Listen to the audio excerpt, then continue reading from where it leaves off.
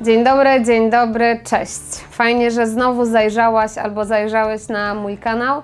I dzisiaj zapraszam Cię na odcinek, który będziemy co jakiś czas powtarzać, więc jest to pierwszy odcinek z cyklu. I dzisiaj zapraszam na odcinek, w którym wyzwę na pojedynek, rzucę wyzwanie kilku moim roślinom.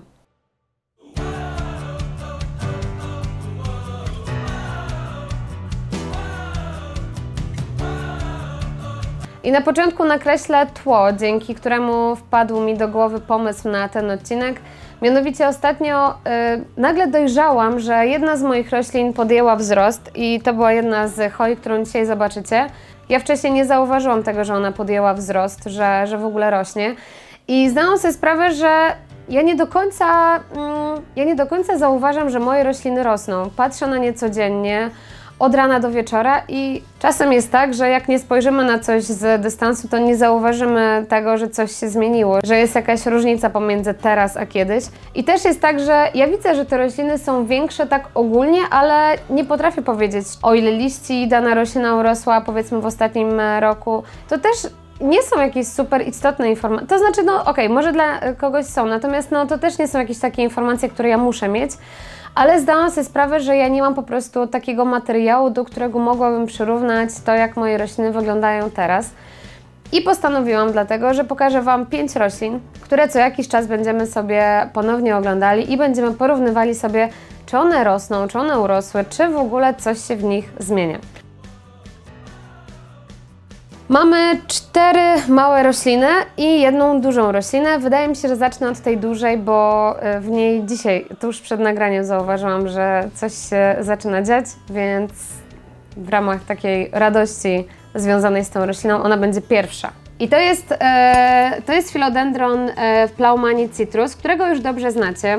Widzieliście go już w unboxingu roślin z Ekwadoru, widzieliście go później w aktualizacji unboxingu i też widzieliście go w filmie, w którym mówię o roślinach, z którymi jakoś nie jest mi po drodze, które podczas zimy straciły. I on będzie również bohaterem tego cyklu, tej serii. I tak, z tym liściem roślina do mnie przyszła, ten liść wyszedł u mnie, wygląda fatalnie. I to, co dzisiaj zobaczyłam, to, że tutaj w końcu zaczął wychodzić nowy liść. Co prawda jest to taki mały pipek póki co, ale no może powiedzmy za miesiąc, jak będziemy sobie robili update do dzisiejszego odcinka, okaże się, że to będzie wielki, piękny, zielony liść, bez żadnych zmian tego typu. Mam nadzieję, ta roślina żyje sobie w semihydroponice, w leczuzie. Zastanawiam się nad przerzuceniem jej do keramzytu. Ostatnio wszystko bym rzucała w keramzyt. Widzę po roślinach, że keramzyt im się podoba, więc być może tego Philodendrona również przesadzę, no ale to dam Wam znać w kolejnym odcinku. Chociaż nie wiem, czy zmiana podłoża by nie wpłynęła na wynik, ale z drugiej strony to jest zmiana z semihydro na semihydro. No nie wiem, pomyślę. W każdym razie Philodendron otwiera ten cykl. Tę piątkę. Drugą rośliną jest choja i przez jakieś 10 minut przed nagraniem odcinka próbowałam sobie przypomnieć, jak ona się nazywa, która to jest choja. Szukałam w Google i po prostu nie wiem, więc jak będę składała ten filmik, to wytężę wszystkie moje komórki szare i poszukam tej nazwy. Natomiast dzisiaj mogę Wam powiedzieć, że to jest choja. Choja o łódkowatym kształcie liści, które są srebrne, właściwie są całe srebrne. Tutaj są delikatne takie zielone nakropienia, natomiast ona w całości jest srebrna. Również żyje sobie w semihydroponice i ja ją kupiłam w leczuzie i ja ją kupiłam jako dwulistną sadzonkę. Ona ma już swój pęd, z którego idzie i ostatnio rozwinęła 2 listki nowe z tego pędu. On już ma 3 swoje nowe. Zdrowa roślina, liście mają turgor, jest taka, widać, no chce żyć, więc za jakiś czas zobaczymy sobie, czy będzie liści więcej niż tych 5. Kolejną rośliną jest Philodendron. Wy już go widzieliście w ostatnim odcinku, gdzie pokazywałam, jakie rośliny są w witrynie. I właśnie trochę ten przegląd uświadomił mi, że ja od momentu, gdy kupiłam tego Philodendrona, to bardzo go nie doceniam. I to jest przepiękna roślina i ja ją bardzo długo chciałam mieć, zanim ją kupiłam. A jakoś tak kupiłam ją i odłożyłam na bok. Więc teraz właśnie dzięki temu, że ją zaniedbałam, to zyskuję 3. miejsce na tej liście roślin, którym będziemy się szczególnie przyglądać. I to jest Philodendron Hederaceum oxycardium variegata.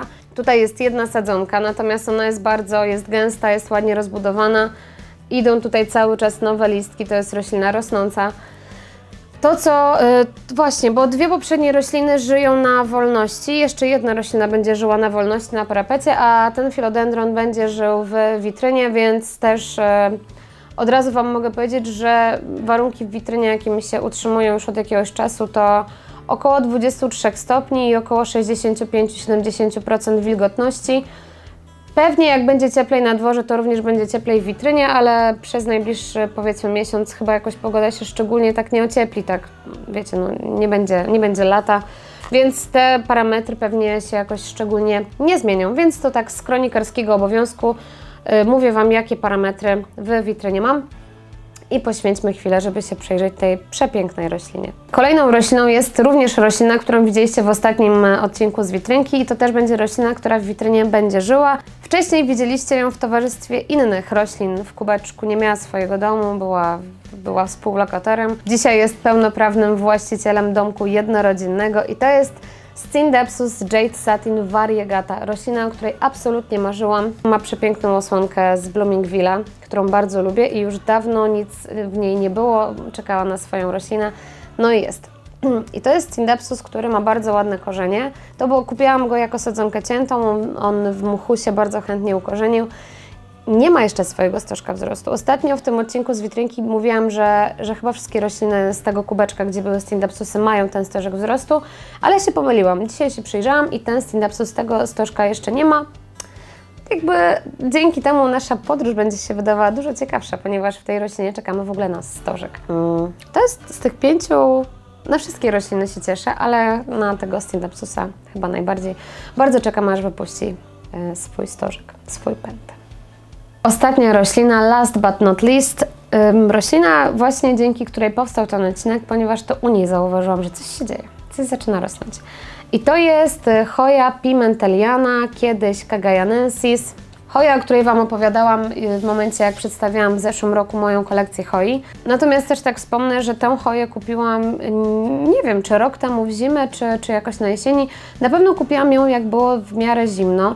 I ta hoja, paczka utknęła gdzieś tam na poczcie i ona do mnie dotarła, z tego co dobrze pamiętam, to po tygodniu czy po 10 dniach. I ja byłam przekonana, że nic z niej nie będzie, ale okazuje się, że ta hoja jest żelazną hoją. Nic sobie za bardzo nie zrobiła z tego, że tyle czasu była w paczce. I ja ją kupiłam jako, niech sobie przypomnę, może 2 węzły, może to była 3-listna sadzonka. Nie była chyba większa. Nie jestem teraz w 100% pewna. Właśnie, widzicie, bo ja nie robiłam kroniki moich roślin i teraz nawet nie pamiętam, jak ta roślina wygląda, jak ją kupiłam. Na pewno nie była tak rozbudowana, jak jest teraz. To mogę powiedzieć na pewno. I ta hoja jest wspaniała, ponieważ jej liście są atłasowe. I one błyszczą w słońcu i no tak się atłaszą. Piękne są. I ja dla tych liści kupiłam hoję. Nie mam pojęcia, jak kwitnie. Pewnie u mnie i tak nie zakwitnie, bo u mnie hoje nie kwitną. No oprócz tej belli, o której Wam ostatnio opowiadałam. I ona w ogóle jest na podpórce, którą otrzymałam od Ewy z rajskich roślin. W ogóle drugi odcinek z rzędu, w którym wspominam o Ewie, ale tak się złożyło. Bardzo, bardzo lubię tę podpórkę. I niestety ta hoja niedługo ją przerośnie. Niestety. Wiecie, o co chodzi. Dobra. Trzymajcie kciuki za te 5 roślin. Mam nadzieję, że one będą sobie ładnie rosły. W ogóle też się wycwaniałam z tym cyklem, zaczynając go na wiosnę, czyli w momencie, jak rośliny najchętniej podejmą wzrost i będą miały prawdopodobnie największy przyrost w przeciągu całego roku. Zrobiłam to niechcący, ale dobrze wyszło. Dajcie mi w ogóle znać, czy Wy prowadzicie jakąś kronikę swoich roślin, robicie zdjęcie zaraz po zakupie i robicie w dzień zakupu i rok później porównania, jak te Wasze rośliny wyglądają. Ja żałuję, że nie wyrobiłam sobie takiego nawyku, żeby roślinom, które dopiero co do mnie przyszły, robić zdjęcie, bo później fajnie jest porównać, zobaczyć, czy opieka, którą sprawujemy nad tymi roślinami się sprawdza, czy właściwie je pielęgnujemy, czy one w ogóle chcą u nas rosnąć, czy mają dobre warunki. Czasami to wiemy, no ale czasami taki materiał zdjęciowy jakoś bardziej nam to może uświadomić, więc dajcie mi znać, czy Wy takie zdjęcia, może filmy robicie, a ja idę żałować, że tego nie robiłam wcześniej. I to by było na tyle. Dzięki, że oglądałeś ten filmik. Dzięki za każdy komentarz, za każde polubienie i za każdą subskrypcję Kanał się naprawdę fajnie rozwija i idzie to w bardzo fajną stronę, czego się w ogóle nie spodziewałam. I to może jeszcze bardziej mnie cieszy, dlatego nie wiem. Dobrego dnia i dobrego popołudnia. Dbajcie o siebie. Trzymajcie się. Cześć!